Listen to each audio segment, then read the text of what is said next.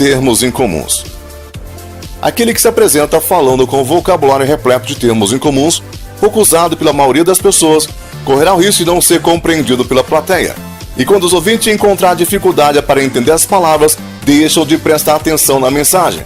É lógico que essa preocupação não deve existir se o público for construído de pessoas bem preparadas, pois mesmo que elas não entendam determinada palavra, a sua formação permitirá que identifique o seu significado no contexto. Todavia, nem sempre encontraremos um grupo de pessoas com essas características. Em geral, os auditórios são formados predominantemente de ouvintes de nível médio para baixo. Assim, o vocabulário simples e objetivo será sempre o mais indicado, pois transporta a mensagem e projeta uma boa imagem do orador para qualquer plateia. O vocabulário técnico.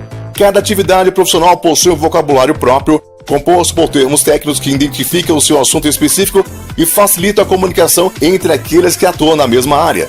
Assim, o médico, engenheiro, economista, advogado, administrador de empresa, cada um desse profissional possui um vocabulário apropriado para suas respectivas áreas de atuação.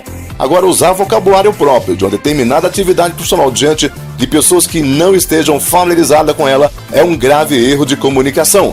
Quando a plateia for heterogênea ou composta de profissionais ligados a uma determinada atividade de outras pessoas de áreas distintas, o orador deverá empregar termos que sejam de fácil compreensão. Se usar inadvertidamente ou por necessidade um termo técnico, precisará ter a precaução de explicá-lo com palavras que possam ser entendidas por todos. O chavão e as frases vulgares.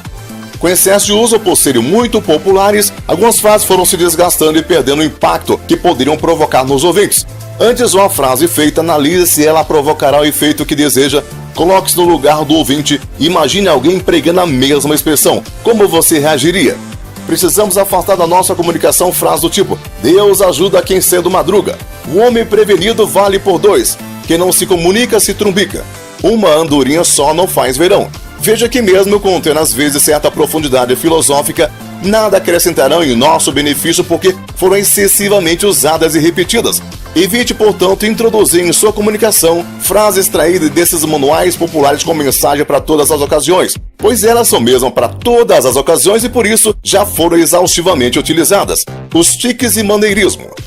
Algumas expressões indevidas acabam se incorporando à maneira de falar das pessoas. As mais comuns são né e o tá no final da frase e os irritantes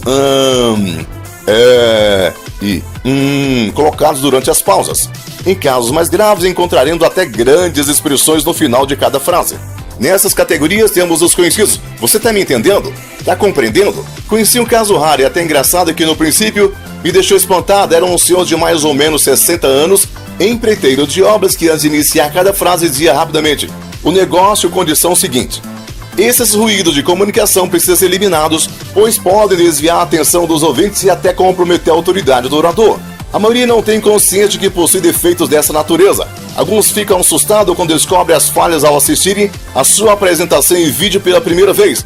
O problema pode ser originado pelo hábito que se desenvolve sem que a pessoa perceba, devido à insegurança estar diante de uma plateia ou por não se sentir convenientemente preparado para discorrer sobre o assunto. Para que esses defeitos possam ser eliminados, o primeiro passo é descobrir a existência do problema e estar convencido da necessidade de superá-lo. Observe também que o né, o tá e outras expressões semelhantes aparecem normalmente quando a inflexão de voz usada no final da frase é apropriada para encerrar, isto é, a última palavra é pronunciada como se a frase fosse continuar. Assim, essas expressões surgem como apoio para dar inflexão de encerramento. Portanto, para ajudar a corrigir esse problema, é recomendável exercitar o final das frases, dando a última palavra a entonação própria de quem vai encerrar e não de quem irá prosseguir. No início, depois de conscientizar-se da existência do tique, toda vez que ele aparece, a pessoa fica revoltada e não se conforma com o fato de cometer um erro involuntário e não se sentir competente para eliminá-lo.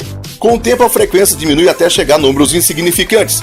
O morador que no início de 50 NES, a cada palestra depois de um período de trabalho para eliminá-los, chega ao final com um número que não compromete a qualidade da comunicação. Outro passo importante na superação dos tiques, principalmente no uso do é aprender a pensar em silêncio. Atenção que o orador sofre quando está falando diante do público ou pressiona a preencher toda a pausa com algum tipo de som. Com esse ruído, o orador estaria indicando para a plateia de que ele sabe o que vai comunicar e apenas está procurando as palavras mais adequadas.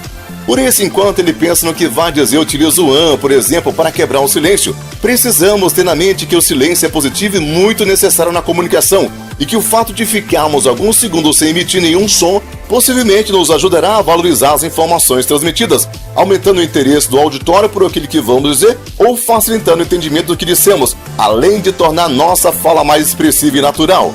Vantagem do silêncio bem utilizado: ajuda a valorizar as informações transmitidas, aumenta o interesse do auditório por aquilo que vamos falar, facilita o entendimento do que falamos, torna a nossa fala mais expressiva e natural. Os outros mecanismos para eliminar os tiques, além da prática, são a melhor preparação do assunto a ser apresentado e a consequente tranquilidade que advém desse preparo. Mecanismos para eliminar os tiques: ter consciência do problema e da necessidade de superá-lo, aprender a pensar em silêncio, praticar, preparar melhor o assunto a ser apresentado, conquistar a tranquilidade a partir desse preparo. Extraído aqui do livro de Reinaldo Polito, 7ª edição, Como se tornar um bom orador e se relacionar bem com a imprensa, da editora Saraiva.